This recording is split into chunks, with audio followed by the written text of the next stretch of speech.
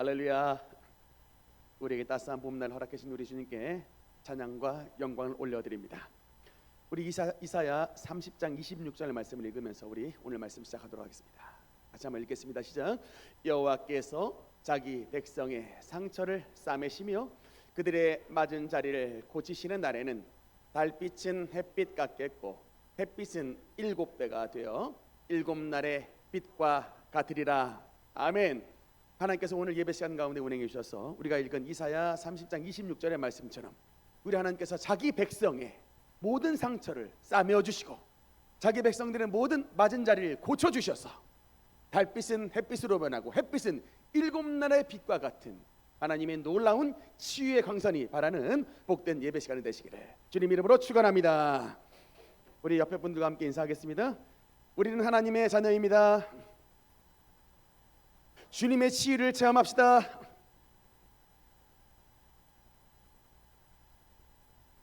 우리는 지금 계속해서 사도신경을 본문으로 말씀을 나누고 있습니다. 이 사도신경은 초대교회에서 이어왔던 우리 신앙인들의 고백입니다. 그래서 이 사도신경을 달리 말하면 주님의 용사된 우리 주님의 성도들이 외치는 우리 하나님 앞에 신앙의 복무신조다라고 말씀을 드릴 수가 있고, 또 하나님을 향한 저와 여러분의 믿음의 고백서라고 또 말씀을 드릴 수가 있습니다. 이 사도신경은 크게 세 가지 부분으로 나누어져 있습니다. 왜냐하면 삼위일체 하나님이 성부와 성자와 성령이 삼위일체로 이루시고 있기 때문에 삼위의 위격을 가지시고 있기 때문에 세 가지 부분으로 크게 나눌 수가 있는데, 처음 부분은 바로 이제 성부 하나님에 대한 고백입니다. 전능하사 천지를 만드신 하나님 아버지를 내가 믿사오며, 전능하신 분, 천지를 창조하신 분, 아버지 되신 분, 이렇게 성부 하나님에 대한 고백이 제일 먼저 나오고, 그다음 두 번째 파트는 성자 예수님, 아들 예수님에 대한 6가지 고백이 나와 있습니다. 그래서 하나님의 외아들이시고 그분은 하나님이시고 또한 동정녀 마리아에게 탄생하신 육신을 입으신 분이고 십자가에 죽으셨고 부활하셨고 승천하셨고 다시 오실 주님이시다. 그래서 이 6가지 예수님에 대한 고백을 사도신경에서 우리가 배웠습니다. 특히 여러분, 이 예수님에 대해서는 사도신경에서 가장 많은 부분을 할애를 하고 있는데, 그 이유가 뭐냐면 초대교회에 예수님에 대한 수많은 이단 사설들이 등장을 해서 예수님에 대한 믿음을 헷갈리게 하는 이런 거짓 교사들이 등장을 했기 때문에 사도신경에서 예수님에 대해서 믿을 때에 뭐가 표준 믿음이냐라고 질문했을 때에 6가지 항목을 말하는 거예요. 예수님에 대한 표준 신앙 고백이 뭐냐? 하나님의 아들이시고 동정녀 마리아에게서 탄생하셨고 십자가에 죽으셨고 죽으신 그분이 부활하셨고 하늘에 승천하셨고 그분이 다시금 산자와 죽은 자를 심판하러 재림하신다 라고 하는 6가지 신앙 고백이 바로 사도신경의 예수님을 향한 바른 표준 신앙 고백인 것입니다. 이렇게 이제 예수님에 대한 고백을 마치고 난 다음 삼위일체의 제3위격 되시는 바로 이제 누굽니까? 성령 하나님에 대한 고백이 나옵니다. 우리 성령 하나님에 대한 고백 같이 짧지만 같이 읽겠습니다. 시작. 성령을 믿사오며, 다시 한번 시작. 성령을 믿사오며, I believe in the Holy Spirit라고 이제 영어로 이렇게 고백을 나와 있는데, 성령에 대한 고백 깁니까 짧습니까? 짧죠. 굉장히 그 짧은 고백이 나오는데 여기에는 나름대로 여러분 이유가 있습니다. 그 초대교회에서 중세교회로 넘어가는 이 시기에 그 동안에는 교회가 하나로 뭉쳐져 있었어요. 교회라고 말하면 교파가 없습니다. 그냥 딱 하나의 교회만 있었는데 초대교회에서 중세교회로 넘어가는 이 시기에 교회가 둘로 나뉘어지는 교회의 대분열 사건이 발생을 했습니다. 그래서 이제 동방교회와 서방교회 두 개의 교회로 분열이 됐는데, 그때 이제 동방교회를 동방정교회라고 하고 서방교회를 로마 캐토릭이라고 말을 합니다. 그래서 동방의 정교회와 서방 로마 카톨릭으로 나눠졌는데, 이 동방과 서방의 교회가 나눠지는 가장 중요한 원인이 있었으니 그것이 뭐냐, 바로 성령 하나님에 대한 고백의 교리 차이로 말미암아 나뉘어졌어요. 교리 차이로, 그거를 신학 용어로 말하면 발진설이라고 하는 이 용어 때문에, 이 신학 교리 때문에 나눠졌습니다. 뭐냐면요, 간단하게 말하면 성령이 오시긴 하는데 성령이 어떻게 오시냐에 따라 동방교회와 서방교회로 나눠집니다. 동방교회, 올소독스라고 하는 동방교회는 어떻게 주장하냐면 성령은 성부를 통해서 오신다는 거예요. 근데 그러면 성자 하나님은 성령을 통하여, 성령에서 성자를 통하여 성령이 오신다. 영어로 말하면 from the Father through the Son.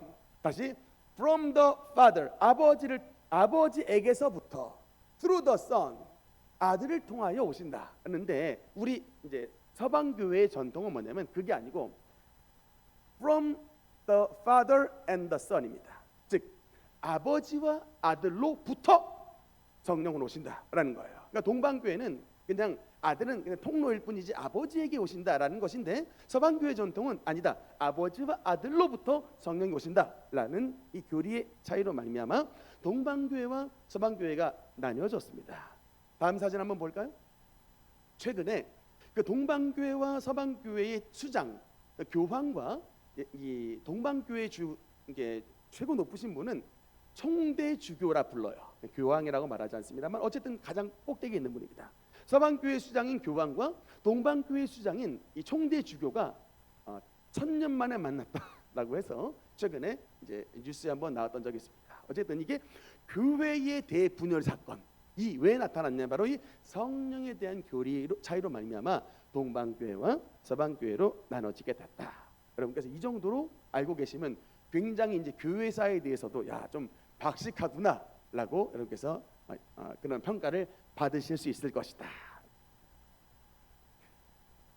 사도신경 성령을 믿사오며라고 하는 교리는 굉장히 간단하지만, 이 간단한 이제 교리 그 고백 다음에 어떤 말씀이 나오냐면, 그 다음에 이제 5가지에 대한 말씀이 나옵니다. 이제 성령을 믿사오며라고 다음에 거룩한 공예와 성도가 서로 교통하는 것과 죄를 사하여 주시는 것과 몸이 다시 사는 것과 영원히 사는 것을 믿사옵나이다 라는 이 5가지의 말씀이 나오는데, 이 5가지의 말씀은 뭐냐면 성령께서 나타나시는, 성령께서 움직이시는 성령의 사역의 5가지를 말씀합니다.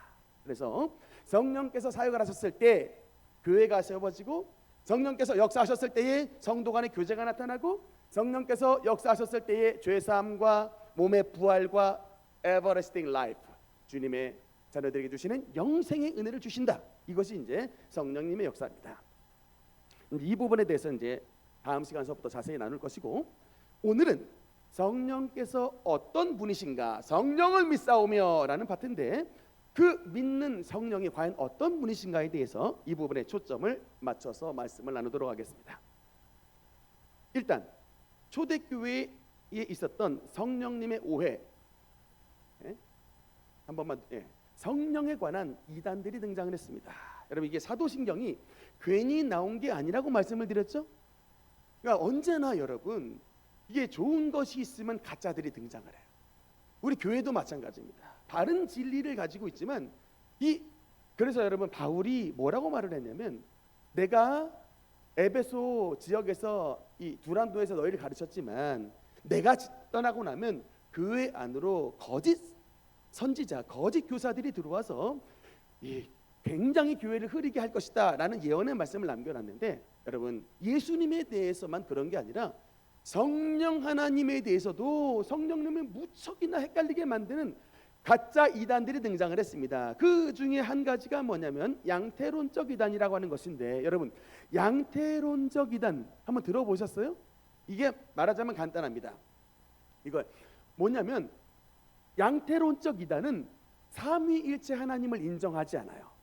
그냥 단일신론입니다. 즉 뭐냐, 원래 성부 하나님이 계셨는데 그 성부 하나님이 인간의 몸을 입고 오신 분이 바로 예수님이고, 그 예수님이 다시 하늘에 올라가서 이 땅에 내려오신 분이 바로 성령이시다. 이렇게 가르치는 거예요. 삼위일체를 가르치지 않고 단일신론. 그래서 모양만 바꿨을 뿐이지 성부가 성자가 되고 성자가 성령이 됐다. 이게 바로 양태론. 이 모양만 바꿨다. 근데 이것을 또 믿었던 사람이 많아요.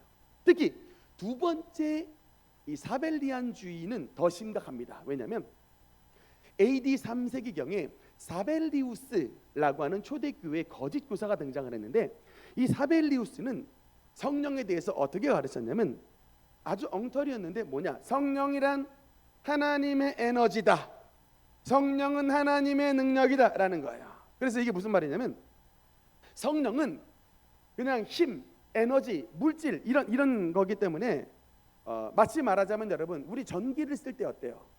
내가 원하면 전기불을 탁 켰다가 또 원하면 전기불을 탁 꺼버리죠. 내가 전기를 마치 그냥 껐다 하듯이 이 전기를 사용하는 것처럼 성령님을 마치 그냥 내 마음대로 물건 취급을 할 수 있는 이런 하나님의 에너지, 힘이다 라고 비인격성을 가르쳤던 것이 바로 사벨리안주의였어요. 그래서 이게 초대교회 안에 굉장히 성령님에 대한 이단적인 가르침들이 많이 들어와서 도대체 성령을 믿사오면 어떻게 성령을 믿어야 되는가에 대해서 굉장히 혼란한 시기를 겪었던 때가 있었다는 것입니다. 그래서 오늘 이제 이 부분에 대해서 확실하게 우리가 정립을 할 건데, 첫 번째, 성령님은 누구시냐라고 질문하면 따라합시다. 성령은 하나님이시다. 성령은 하나님이시다. 여러분, 이게 우리 가장 오늘 이게 핵심이에요. 딴 거 다 잊어도 좋습니다. 성령은 물질이 아니라, 에너지가 아니라 성령님은 하나님이시다 라고 하는 거 확실히 배우고 가면 됩니다. 영어 성경에도 보니까 I believe in the Holy Spirit이라고 써 있습니다. 제가 지난번 말씀을 드렸을 때 단순하게 believe와 believe in의 차이점에 대해서 말씀을 드렸어요. 그냥 영어 단어 believe라고 말하면 믿는다인데, 어떤 믿음이냐, 그냥 단편적인 부분적인 믿음을 가져준다는 거예요. 근데 여러분, 그러나 believe in이라고 하는 것은 뭐냐, 그냥 믿음이 아니라 뭐냐면 믿음의 대상을 향한 전적인 신뢰, 이게 바로 believe in이에요. 내가 성령님을 조금만 믿는 게 아니라 전적인 신뢰, 나의 믿음의 대상으로 삼습니다라는 것입니다. 하나님 말고는 우리의 믿음의 대상이 없는 거예요. 그러므로 성령은 우리가 믿는 하나님이신 것입니다. 그러면 우리가 여러분, 이 성령님을 전적인 믿음의 대상으로 삼을 수 있는 그 근거가 뭐냐라고 물어봤을 때, 성령님이 바로 저와 여러분을 지으신 창조주 하나님이시기 때문인 것입니다. 두 군데 말씀이 나옵니다. 창세기 1장 2절 한번 읽겠습니다. 시작. 땅이 혼돈하고 공허하며 흑암이 깊음 위에 있고, 시편 104편 30절도 읽겠습니다. 시작. 주의 영을 보내어 그들을 창조하사 지면을 새롭게 하시나이다. 아멘. 여러분, 우리가 성령님을 I believe in the Holy Spirit, 내가 주님을 전적으로 신뢰할 수 있는 이유가 뭐냐라고 물어보면, 하나님 말씀에 성령께서 저와 여러분을 창조하신 천지의 창조주시라고 말씀합니다. 땅이 혼돈하고 공허하며 흑암이 깊음 위에 있었을 때에 하나님의 성령이 운행하셔서, 운행한다는 말은 뭐냐면 어미 암탉이 이 계란이 있죠, 달걀을, 알을 이렇게 품는, 운행하시니라라는 말이 어미 닭이 알을 품다의 의미예요. 하나님의 성령께서 온 세상을 품어주셔서 계란 속에 마치 알에서 병아리가 부화하듯이 이 혼돈된 세계 속에서 천지의 만물이 나오도록 품어주신 분, 그분이 바로 하나님의 성령이시라는 것입니다. 어떤 분들은 그냥 천지를 창조하셨을 때에 성부 하나님께서만 창조하신 것으로 알고 있는데 아니에요. 삼위일체 하나님의 이게 콜라보레이션입니다. 콜라보예요. 협력입니다. 성부 하나님은 뭐 하셨냐? 성부 하나님은 설계자세요. 성부 하나님께서 마치 도면을 그리신, 세상을 이렇게 창조할 것이다 라고 설계를 하신 설계자입니다. 그 다음에 아들 예수님은 뭐 하신 분일까요?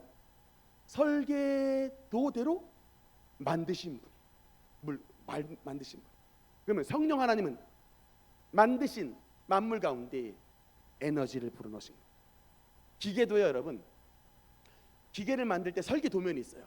그 설계 도면을 그리신 분이 성부 하나님이시고, 그 기계를 직접 제작하신 분이 바로 성자 예수님이라면, 기계가 돌아가도록 전기를 꽉 꼽아가지고 하고 기계가 돌아갈 수 있도록 에너지를 넣으신 분, 그분이 바로 성령 하나님이신 것입니다. 바로 성부, 성자, 성령 하나님의 삼위일체 하나님의 역사하심으로 말미암아 우리를 온 세상 가운데 만들어 주셨는데, 특별히 피조물에게 살아 움직일 수 있는 에너지, 능력을 부어주신 분이 바로 하나님의 성령이시다. 믿으시면 아멘.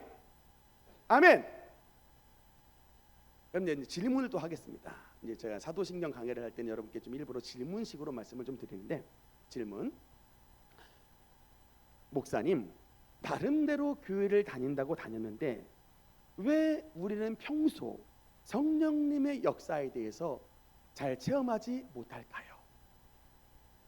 그러니까 왜 성령의 역사를 체험하지 못하는 신앙생활을 하는가? 이 질문입니다. 여기에 관해서 제가 참 좋은 예시가 떠올랐는데, 제 초등학교 시절에 탐구생활이라고 하는 그 책을 풀었던 기억이 있습니다. 그래서 방학 숙제로 탐구생활을 해서 냈는데, 그 탐구생활 안에는 수중생물 두 가지의 동물이 있었어요. 하나는 플라나리아라고 하는 수중생물이 있었고, 하나는 장구벌레라고 하는 이 수중생물이 있었습니다. 둘 다 똑같이 플라나리아나 장구벌레나 다 똑같이 수중생물이에요. 근데 이 차이가 뭐냐? 사는 물이 달라요. 똑같은 물에 살지만 플라나리아는 반드시 7수에만 살아요. 물이 더러우면 살지 못합니다. 근데 반대로 여러분, 이 장구벌레, 모기 유충, 이 장구벌레는 어디만 사냐? 고인물, 구정물에만 살아요. 이놈은 물이 맑으면 못 살아요. 참 여러분, 이런 특징이 있는데, 비유하자면 여러분, 플라나리아는 하나님의 성령이시고, 장구벌레, 모기 유충은 마귀의 귀신이에요. 근데 여러분, 지금 현재 우리 이 상태가 어떤 상태냐? 우리가 살고 있는 이 세상이 어떤 상태냐? 그냥 오염된 물의 상태예요. 죄와 악과 우상숭배와 교만과 사치와 향락으로 온 세상, 술과 음란으로 온 세상이 덮여 있어서, 이 세상이 여러분 역사하는 영이 뭐냐? 장구벌레, 모기 유충들이 역사하는 곳이에요. 우리 크리스천 성도님들 가운데 혹시 요가 하시는 분 있습니까? 요가 운동? 사실은 저는 그 요가, 최근에 필라테스도 사람들이 많이 하는데 이 필라테스 운동도 저는 좀 꺼려요. 왜냐하면 이 요가 운동이 결합된 운동이 필라테스이기 때문에 영적으로 좀 아시는 분들에게는 권해드리고 싶지 않습니다. 왜냐하면 여러분, 일단 요가라고 하는 이 말 자체가 산스크리트어인데 연합하다라는 뜻이에요. 연합하다, 합치다라는 뜻입니다. 그래서 그 요가 운동 가운데 여러분 이런 용어가 있답니다. 쿤들리네라는 용어가 있는데, 이 요가가 희한한 막 자세, 막 몸 막 꼬면서 막 이상한 자세 하잖아요. 그 자세 중에 하나가 뭐냐면 쿤들리네인데, 쿤들리네 자세가 뭐냐면 뱀또아리예요. 뱀또아리. 쿤들리네, 뱀또아리. 뱀이 그냥 꽈리 틀듯이 사람이 이 모양을 하는 거예요. 근데 여러분, 이게 그냥 하는 게 아니라 목적을 가지고 하는 겁니다. 이게요, 여러분, 이게 요가가 힌두 종교에서 나온 거 알죠? 힌두교는요, 이게 뭐냐면 아트만이라고 하는 인간의 본질과 우주 브라만이라고 하는 것의 합의를 추구하는 게 여러분 힌두교예요. 근데 이 힌두교 쿤들리네 이런 몸 자세가 뭐냐면, 내가 이런 몸 자세, 희한한 뭐 자세를 통하여 온 우주에 있는 이런 신들, 브라만 신들과 내가 합치겠다라고 하는 게 여러분 요가예요.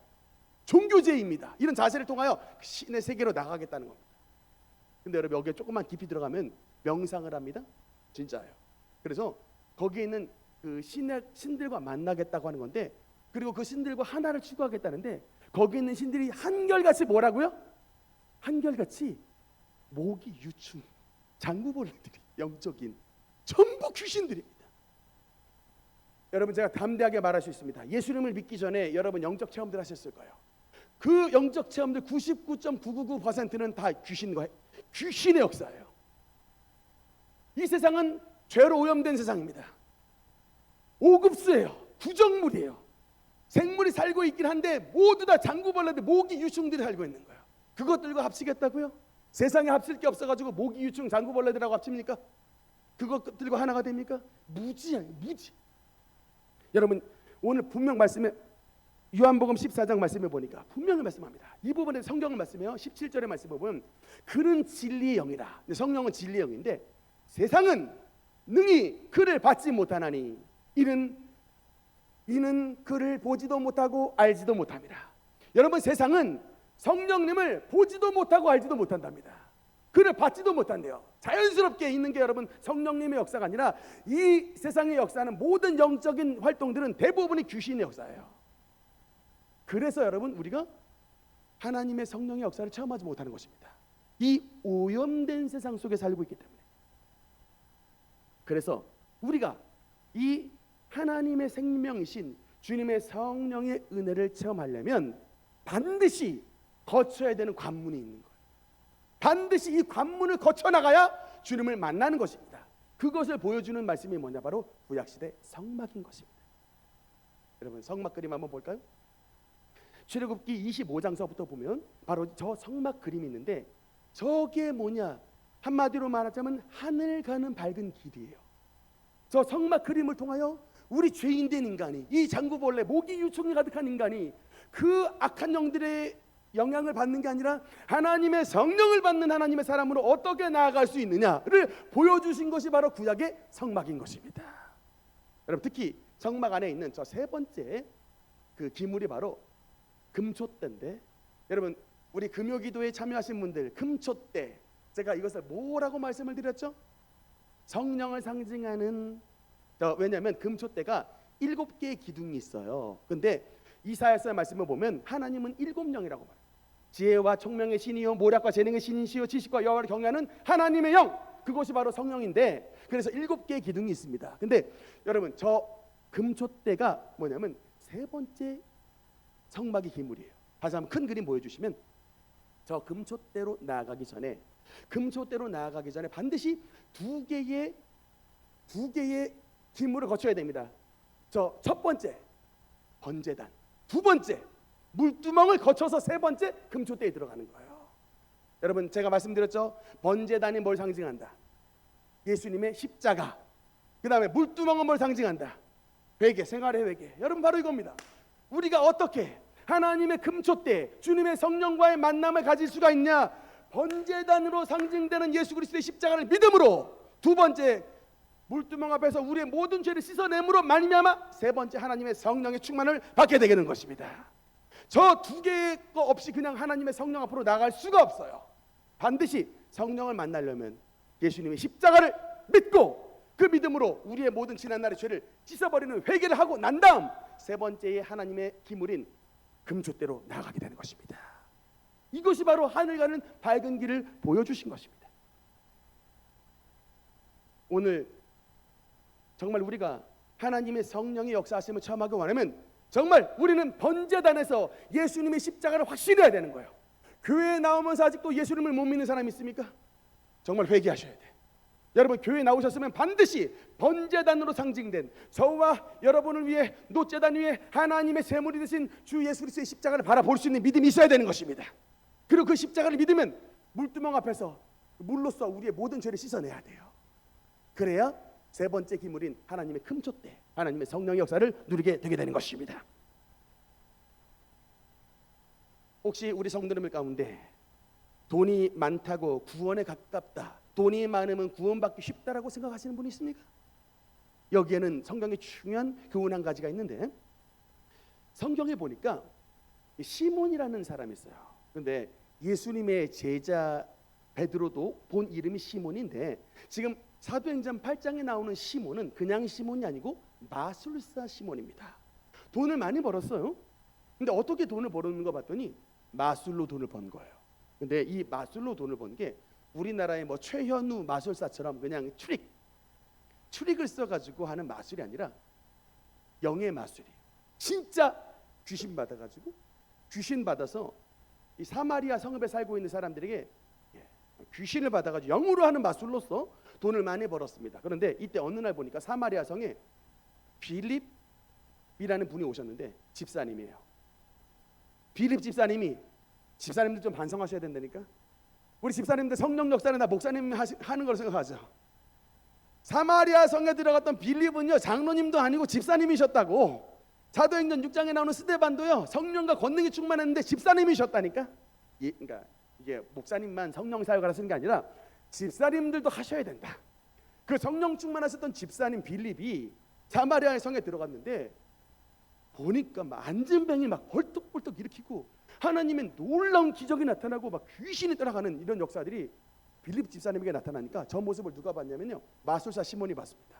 그래가지고 너무 부러운 거예요. 마침 그 사마리아 성에 베드로와 요한이 들어왔는데 부탁을 합니다. 내가 당신에게 돈 좀 많이 드릴 테니까 나에게 좀 성령 권능 좀 부어줘가지고 내가 안수하는 사람들마다 전부 성령밖에 없었어.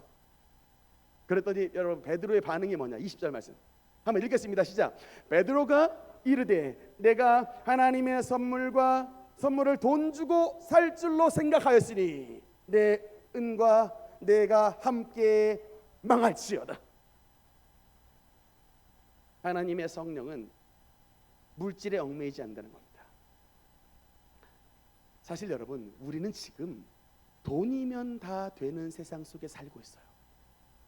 자본주의, 캐피털리즘이라고 하는 건 돈이 사회의 피고 혈관, 이게 그 돌아가는 피라는 얘기예요. 돈으로 돌아가는 세상 속에 살고 있습니다. 그러니 이 돈으로 살고 있는 세상 속에 돈이 없다라고 하는 건 굉장히 힘든 삶이라는 것을 여러분 이렇게 뜻하는 거예요.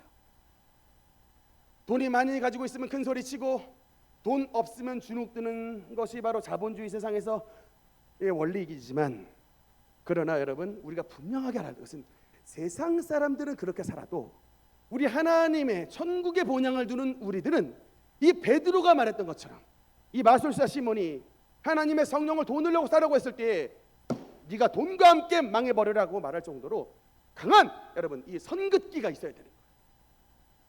사도행전 3장 말씀에 보면 여러분 사도 베드로가 얼마나 성령 충만한 사람이냐. 6절 말씀에 보니까 베드로가 이르되 은과 금은 내게 없거니와 내게 있는 이것을 내게 주노니 나사렛 예수 그리스도의 이름으로 일어나 걸으라. 사도 베드로와 요한, 주님의 이런 사도들은 물질로 말미암아 풍요로운 삶을 살지 않았지만 절대로 삶이 매이지 않았습니다. 이유가 뭐냐? 물질의 능력을 초월한 하나님의 성령의 능력을 그들이 갖고 있었기 때문에, 아니 물질의 능력으로 할 수 없는 사람의 병을 고치고 기적이 나타나는 그 능력이 하나님의 성령께서 베드로와 함께 해주셨기 때문에 성령의 역사를 통해 나타냈던 것입니다. 사랑하는 여러분, 우리가 성령을 왜 받아야 됩니까? 돈으로 할 수 없는 능력이 하나님의 성령을 통하여 나타나기 때문에 그렇습니다. 여러분 돈이면 다 되는 것 같지만 부자 돼 보세요.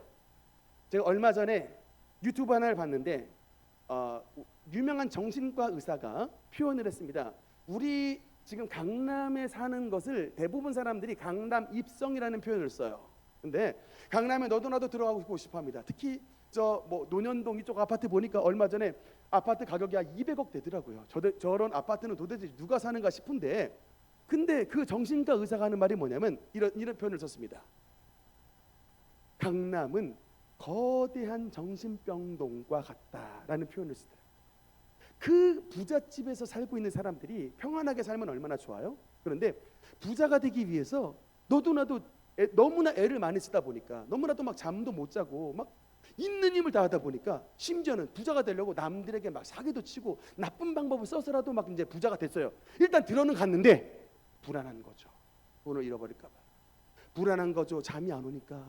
온갖 공포증부터 해가지고 장애 이런 일들이 강남에 있는 사람들이 너무나도 많아서 막 고층에 올라가지 못하는 이게 막 이 고소공포증 환자부터 해가지고 많은 사람들이, 그래서 강남은 거대한 정신병동과 같다라는 표현을 쓸 정도로 굉장히 겉으로 보기에는 화려하지만 안은 굉장히 쉽지 않은 사람들이 그 사람들이에요.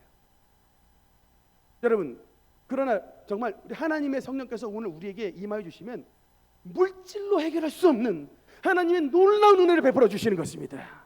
사도행전 1장 8절 말씀 유명한 말씀입니다. 우리 한번 선포하듯이 천천히 또박또박 읽도록 하겠습니다. 시작. 오직 성령이 너희에게 임하시면 너희가 권능을 받고 예루살렘과 온 유대와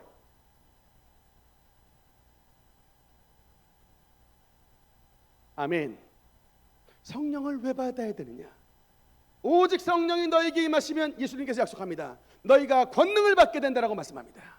하나님의 능력이 임한다는 것입니다. 저 권능이라는 단어가 원어로 두나미스예요.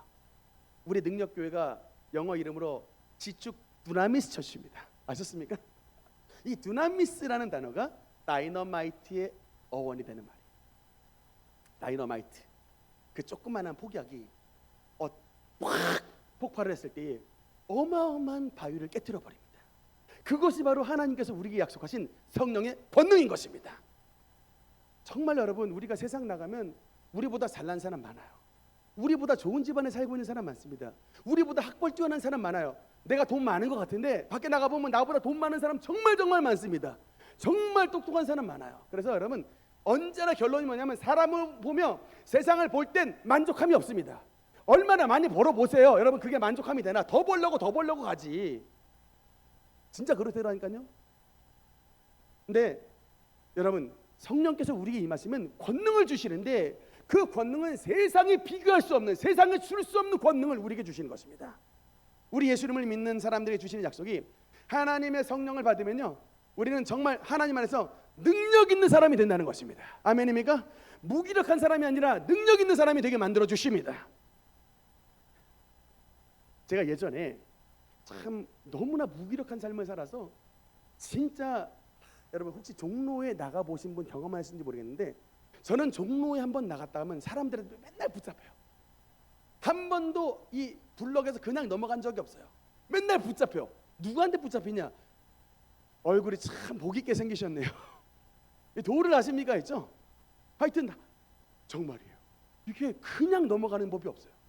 저는 근데 그 복을 아십니까? 도를 아십니까?부터 참 복되게 생기셨네요를 얼마나 무지했는지, 내가 생기긴 좀 복되게 생겼나 보다라고 오해를 했었어요. 알고 보니까 저한테 그렇게 악한 영이 많았던 거예요. 그러니까 이제 먹잇감이 많으니까 그 저를 먹잇감으로 알고 이 낚시꾼들이 저한테 매번 그렇게 달라붙었더라고요. 혹시 길거리 지나가시면서 자꾸 도를 아십니까? 만나는 사람들 반성하셔야 돼. 여러분, 확실합니다. 여러분에게 역사하시는 영이 성령이 아니란 얘기예요. 자꾸 붙잡히면 뭔가 내가 눌리거나 뭔가 내가 지금 가정 형편이 어렵거나, 여러분, 얘네들이 이걸 본다니까요. 걔는 귀신 받은 애들이기 때문에 그걸 본다고요. 그래서 여러분을 영혼을 사냥하려고 하는 사냥꾼들입니다. 그냥 무심결에 다가오는 것 같지만 제가 그랬다고요. 그렇게 맨날 붙잡혔다고. 붙잡힌 것만 끝난 게 아니라 연신내 사단까지 가가지고 걔네들이 외우는 태울주 주문을 외워가면서 하마터면 귀신 받을 뻔했어요. 하마터면 목사가 아니라 무당될 뻔했습니다. 진짜예요. 제가 2001년 3월 9일 날 우리 형님들의 손에 이끌려서 원로 목사님 사택 가서 방언 받았는데, 놀랍게도 2001년 3월 마지막에 저 여주에 있는 태울주 합동 수련회에 참여하기로 했어요. 가면 철야하면서 주문 받으면 귀신 받는 거야. 하나님의 그 개입하심이 기가 막힌 은혜를 베풀어 주셨습니다. 제가 성령을 받기 전에는 그 귀신의 이런 그냥 끌림에 그대로 끌려가지고 너무나도 무기력한 사람이었는데, 하나님의 은혜를 받고 나니까 개들이 안 와요. 저절로 성령 충만 받고 나니까 개들이 안 와요. 저 성령, 참 제가 근데 분명히 저를 이끌어줬던 이 선도 고대 다녔던 선도 스승 하나 있는데 대단해요. 말빨도 세고 얼마나 귀신을 세게 받았는지 이게 막, 근데 그 영감이 탁 저를 보더니 한마디 해요. 진짜, 서충훈 씨 기의 흐름이 바뀌었습니다. 제가 은혜 받고 나서 그 사람 한 3일 정도 있다가 만났는데 탁 얘기를 해요. 서충훈 씨 기의 흐름이 바뀌었습니다. 근데 제가 한마디 탁 했거든요. 저 성령 받았습니다. 엄청 깜짝 놀래가지고요. 그 다음부터 전화가 안 와요. 그러니까 걔가 딱 안 되니까 끝났구나. 야, 놓쳤다. 야 우리 제 하나님, 제 그냥 제 예수쟁이 됐다고 그냥 끝났어요. 이런 하나님의 권능이 임하더라니까요. 여러분, 우리가 하나님의 권능을 받으려면은 반드시 통과를 해야 되는 중요한 과정이 있습니다. 사도행전 1장 14절 말씀해 보니까 이 과정을 우리 모두 통과하셔야 돼요. 성령 받기를 원하시는 분, 사도행전 1장 14절 우리 또박또박 큰 소리로 읽겠습니다. 시작. 여자들과 예수의 어머니 마리아와 예수의 아들과 더불어 마음을 같이하여 오로지 기도에 힘쓰더라. 아멘. 따라합시다. 오로지 기도에 힘쓰더라. 오순절 성령 받았던 게 사도행전 2장인데요. 사도행전 2장의 사건 성령 받기 전 바로 주님의 제자들이 준비했던 단 한 가지를 꼽자면 사도행전 1장 14절에 바로 이것입니다. 오로지 기도에 힘쓰더라 라고 하는 이 말씀입니다. 여러분, 하나님의 두나미스, 주님의 능력을 받기를 원하십니까? 사도들처럼 오늘 이 말씀을 실천하셔야 돼요. 오로지 기도에 힘쓰더라. 하나님의 성령은 그냥 우리에게 임하지 않습니다. 하나님 앞에 간절히 나가 열심으로 간구하며 사모하는 자들에게 하나님의 성령께서 충만히 임해 주시는 것입니다. 제가 너무나도 안타까운 건 대부분의 80% 이상의 성도님들이 주일날 말씀 한번 듣는 것으로 신앙생활 끝내는 게 너무나 안타까워요. 하나님은 약속하셨어요. 너 새 사람 될 수 있다. 너희 집안에 바위덩어리와 같은 큰 문제가 있지만 그 바위덩어리를 깨뜨릴 수 있는 두나미스를 너에게 줄 것이다. 약속했어요.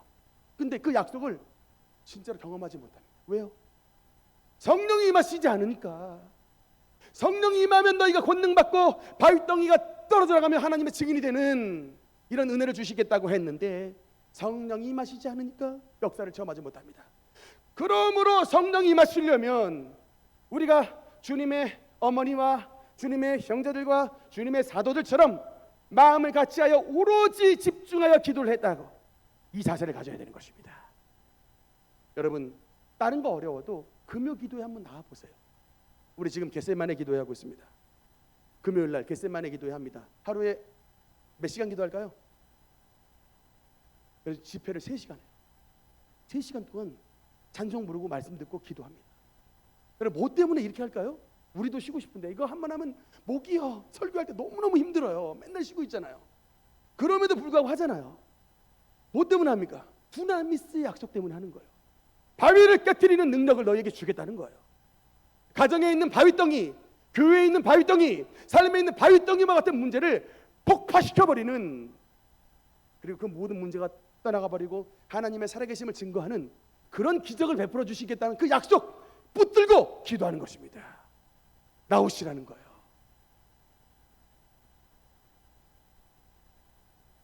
하나님의 성령의 역사로 말미암아 여러분 참 그 은혜를 받으려면은 정말 기도에 힘써야 되는데, 우리 한국 교회가요 지금은 순복음 교회 정도만 좀 기도를 하는 교회로 유명하지만 옛날에는요 장로교, 침례교, 구세군 할 것 없이 다 차려했습니다. 그래서 그 교회에서 기도하는 분들마다 엄청난 하나님의 기적을 체험했어요. 여러분 원종수 권사님 아시죠? 그 원종수 권사님 간증 참 유명하지만 그냥 고등학교 다녔을 때에 지원을 못 받았어요. 너무나도 가난한 집에 살아가지고 전체 500명 가운데 350등 했었대요. 전체 500명 가운데 350등 했던 그 학생이 고등학교 1학년 때에 그냥 그 새벽 철야 예배에 참여했다는 건 아닙니까? 새벽 철야 예배 때 참석했는데 새벽 3시에 하나님이 찾아오셨대요. 그 철야 기도하는데 한겨울에 막 옷 뒤집어 쓰고 추워가지고 벌벌 떠는 가운데 기도를 하는데 새벽 3시에 하나님의 음성이 들리더랍니다. 종수야, 종수야, 내가 너에게 무엇을 줄고 너는 나에게 말하라. 하나님의 음성이 아이에게 들려왔답니다. 그때 당시에 집안이 너무나도 가난해서 자기가 알고 있는 돈의 최대 단위를 말하려고 했대요. 하나님 돈 100만 원 주세요.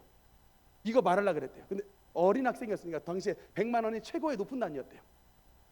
그 하나님 돈 100만 하려다가 순간 어린 시절에 유년주일학교 선생님이 가르쳐줬던 솔로몬은 하나님이 무엇을 줄까라고 물어봤을 때 주님 저에게 지혜를 주옵소서 라고 가르쳐 주셨던 그 하나님의 말씀이 생각이 나서 돈이 하려다가 탁 멈추고 그럼에도 불구하고 주여 지혜를 주옵소서 라고 기도를 했는데 그냥 하나님께서 아무 말 없이 그냥 그다음부터 내가 너에게 지혜를 주겠노라라고 하는 응답도 없이 그것으로서 끝났답니다.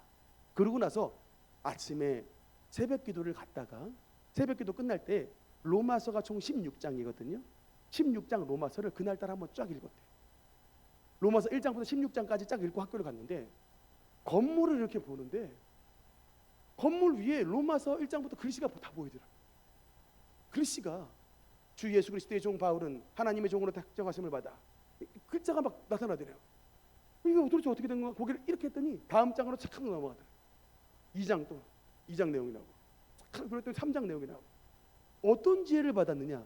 책을요 2번을 읽으면 책에 있는 모든 내용이 머릿속으로 들어가. 그런 지혜를 받았어요. 그래서 전교회 500명 가운데 350등 하던 분이 그 지혜를 받아가지고 서울대학교 의과대학을 들어갔습니다.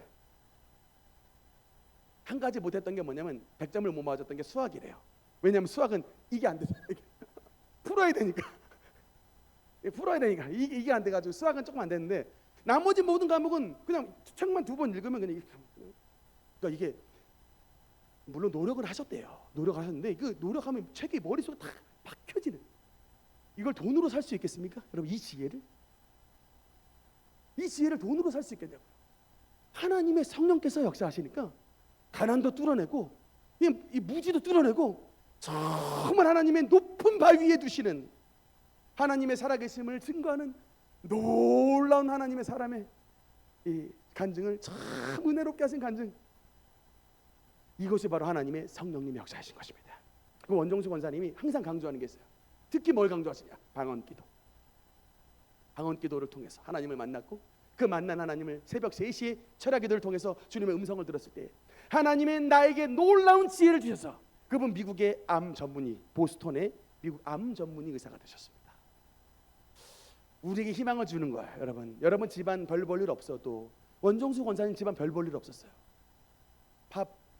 이게 삼시세끼를 해결할 수 없는 집안인데 하나님이 지혜를 주시니까 세상에 줄 수 없는 권능을 주시다는 겁니다.